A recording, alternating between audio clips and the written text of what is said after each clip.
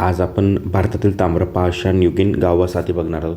Last लेक्चरमध्ये आपण Chalcolithic age start केलं होतं आणि त्यात आपण हडप्पा सिव्हिलायझेशन बघितलं होतं. तर ज्या भारतातील ताम्रपाषाणयुगीन गाव वसाहती ज्या आहेत त्या हडप्पाच्याच समकालीन होत्या. हडप्पाच्याच समकालीन आहेत आणि त्या भारतात इतरत्र अशा विखुरल्या होत्या. त्या थोड्याफार फरकाने म्हणजे हडप्पन सिव्हिलायझेशनचा काळ हा इसवी पूर्व 2500 ते 1750 असा आहे. तर ह्या ज्या संस्कृती होत्या त्या अराऊंड 4000 इसवी पूर्व 4000 ते 750 या काळातल्या आहेत. मग त्यात प्रामुख्याने भारतातील कोणत्या ठिकाणी होत्या याची जर यादी बघितली तर ह्या मोस्टली नॉर्दर्न महाराष्ट्राचा नॉर्थ वेस्टर्न भारताचा पार्ट महाराष्ट्रात देखील होत्या. मध्य प्रदेश, ओडिसा, बंगाल, बिहार, गुजरात, गंगेचे खोरं आणि राजस्थानमधल्या काही महत्त्वाच्या संस्कृती आज आपण हे बघणार आहोत.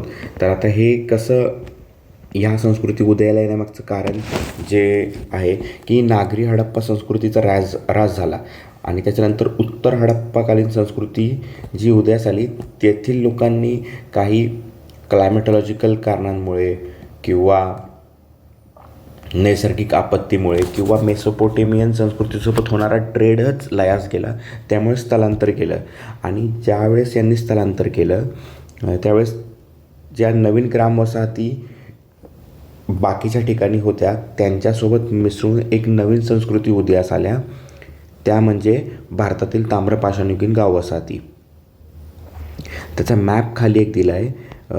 त्या म्हणजे गणेश्वर जोधपुरा ही एक संस्कृती, आहड बनास संस्कृती, बिहारमधील चिरांड या ठिकाणी काही संस्कृती उदयास आली होती. आणि आपण नेहमीच जोरवे, सावळदा महाराष्ट्रातले प्रमुख संस्कृती, इनामगाव ही त्याची प्रमुख स्थळं आहे. गुजरातमधील प्रभास, रंगपूर ह्या काही प्रामुख्याने संस्कृत्या बघता येतात आणि आपण त्याचा आता डिटेलमध्ये बघूया काय. हे मॅप थ्रूच केलेलं बरं राहील कारण ते जास्त पिक्टोरियल चांगलं लक्षात राहतं. आता ही जी आहड किंवा बनास संस्कृती आहे ही मूलतः होती राजस्थानमध्ये आणि ही बघा इसवी पूर्व 2100 ते 1500 म्हणजे हडप्पन सिव्हिलायझेशनचा काळ इसवी पूर्व 2500 ते 1750 म्हणजे ज्या काळात हडप्पन सिव्हिलायझेशनचं डिक्लाईन चालू झालं होतं त्याच काळात आहड आणि बनास संस्कृती उदयास येत होती. राजस्थानमध्ये हडप्पाचे समकालीन होते आणि बलाथल आणि गिलुंड ह्या त्याच्या खूप इम्पॉर्टंट साईट्स आहेत.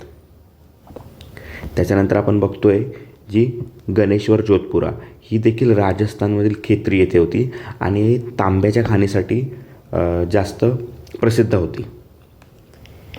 आता ही सगळ्यात महत्त्वाची म्हणजे कायथा संस्कृती. कायथा आणि माळवा हे एकत्रितरित्या बघता येतं. याचा पण काळखंड हा इसवी पूर्व 2000 ते 1800 आणि ही उज्जैनमध्ये होती, मध्य प्रदेशच्या उज्जैनच्या पूर्वेकडे. माळवा संस्कृतीतलं सगळ्यात महत्त्वाची साईट ही नावडा टोली आणि याचं वैशिष्ट्य असं होतं कायथा संस्कृतीचं, ही हाताने घडवलेली मातीची भांडी आणि गारगोटीच्या दगडापासून सूक्ष्मशास्त्रे मायक्रोलिथ यासाठी कायथा संस्कृती जास्त फेमस होती. आणि स्टेटाईटपासून मणी बनवले जायचे आणि ज्याचं की व्यापारसुद्धा होत होता. पुढच्या बिहार, बंगाल आणि ओडिसा हा जो ईस्टर्न पार्ट आहे भारताचा त्याचाही टाईम पिरियड बघा इसवी पूर्व 1500 ते 750 आणि ही फेमस होती गेरू रंगांच्या भांड्यांसाठी. आणि त्याच्या फेमस काही साईट्स म्हणजे सोनपूर, चिरांड ह्या होत्या. याच्या पुढे जे गुजरातमध्ये आपण बघतो प्रभास आणि रंगपूर हे इसवी पूर्व 1800 ते 1200 म्हणजे अजूनच नंतरचा काळ. प्रभास हे दक्षिण सौराष्ट्राकडे होतं आणि रंगपूर हे ईशान्य सौराष्ट्र. हडप्पाच्या समकालीन गारगोटी वर्गातील मौल्यवान खडाचे विपुल स्रोत या भागात आढळत होते. सावळदा संस्कृती जी की महाराष्ट्रातली दायमाबाद मुख्य स्थळ तापी नदीच्या काठी वसलेली आणि धुळे जिल्ह्यातली ही देखील हडप्पाचीच समकालीन. आणि या संस्कृतीचं वैशिष्ट्य असं आहे की सौराष्ट्रातली जे प्रभास आणि रंगपूर आपण पाहिलं त्यांच्यासोबत यांचे व्यापारी संबंध होते असा एक अंदाज बांधला जातो.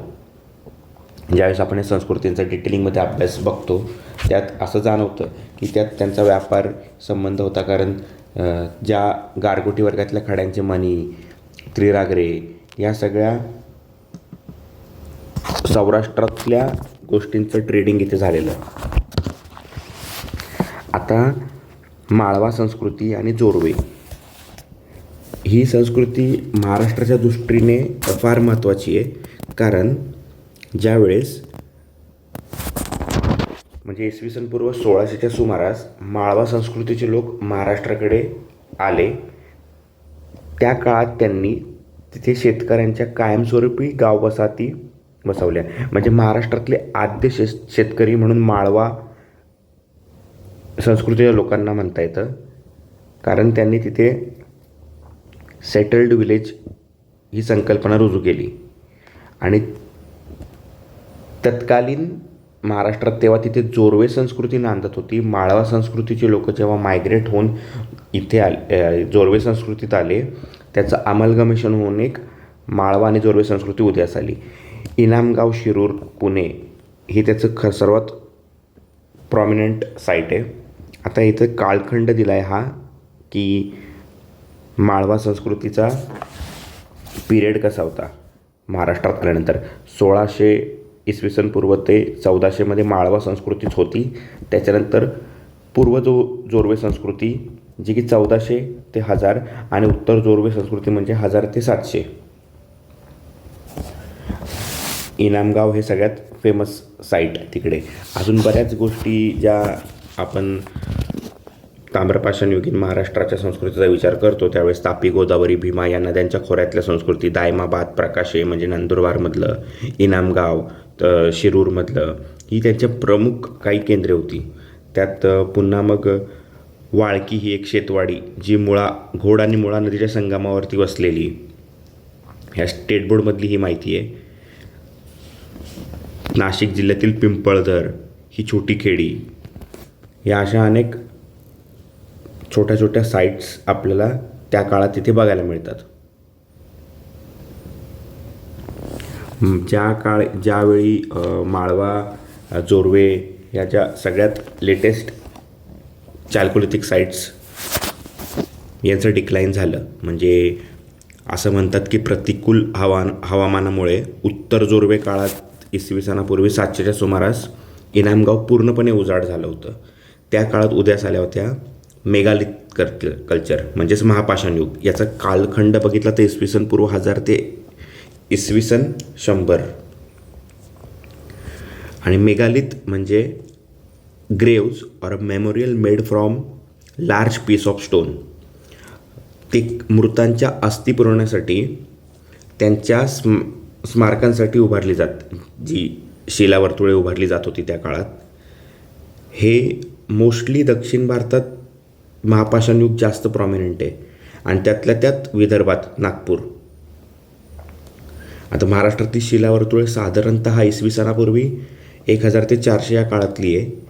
तेच आपण जे मगाशी चर्चा केली की प्रतिकूल हवामानामुळे उत्तर जोरवे संस्कृतीच्या लोकांनी स्थलांतर केलं आणि मग इनामगाव पूर्णपणे उजाडच झालं होतं त्या काळात.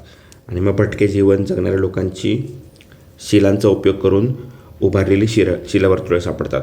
महाराष्ट्रातील प्रमुख ठिकाणी महापाषाणयुगीन विदर्भामध्ये प्रामुख्याने नागपूर, चंद्रपूर, भंडारा, टाकळघाट, माहुरझरी, खापा, नायकुंड.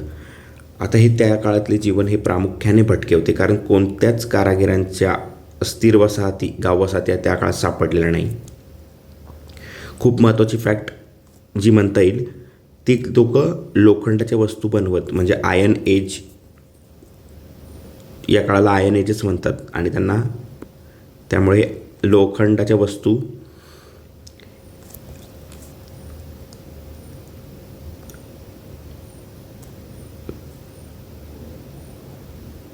आणि नागपूर, नायकुंड येथे लोखंड शुद्ध करण्याच्या भट्टी देखील सापडली आहे. घोड्याचा वापर त्या काळात केला जात होता सामान लादण्यासाठी.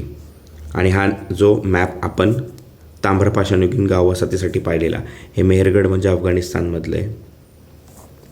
हे बलाथल आणि गिलुंड हे आहड आणि बना संस्कृतीतली प्रमुख स्थळे आहेत. गणेश्वर जोधपुरा जी की राजस्थानमधील खेत्री तांब्याच्या खाणीसाठी, हे चिरांड बिहारमधलं प्रमुख स्थळ, इनामगाव जोरवे संस्कृती, आणि या साऊथमधले ब्रह्मगिरी आणि मस्की संगनकल्लू चालकोलिथिक साईट. थँक्यू.